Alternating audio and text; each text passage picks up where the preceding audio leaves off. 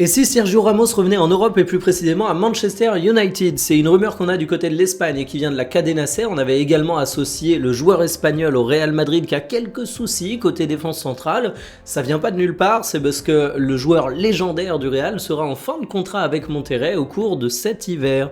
Alors en termes de carrière, Sergio Ramos, on le rappelle, légende du Real Madrid, il y a fait 671 matchs et après il est retourné à Séville où il avait fait ses débuts. Il a été avant au Paris Saint-Germain et il termine désormais à Monterrey au Mexique. C'est un contrat court qui se termine cet hiver et on annonce ici et là qu'il rêverait de jouer la Coupe du Monde, d'où un retour en Europe dans un championnat un petit peu plus compétitif. Et moi je dois vous avouer que j'ai un gros point d'interrogation autour de Sergio Ramos en 2025. C'est un joueur qui va fêter ses 40 ans en mars.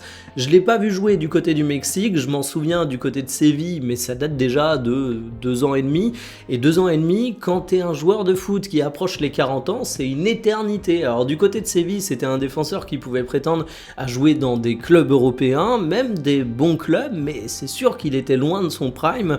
La légende du Real Madrid, c'est plus un joueur qu'on voit aujourd'hui sur les terrains, le niveau est passé, et une Coupe du Monde avec l'Espagne, j'ai envie de dire qu'il va falloir se lever tôt, parce que la concurrence est grande, mais vous savez quoi? Moi j'ai envie juste d'applaudir ça dès demain, qu'un mec qui a tout gagné au cours de sa carrière, que ce soit avec l'Espagne, que ce soit avec le Real Madrid, et encore la dalle à bientôt 40 ans et envie d'accomplir des succès sportifs au lieu de simplement aller se planquer prendre un gros chèque, ça s'applaudit, ça se respecte, c'est à ça qu'on voit un gigantesque champion.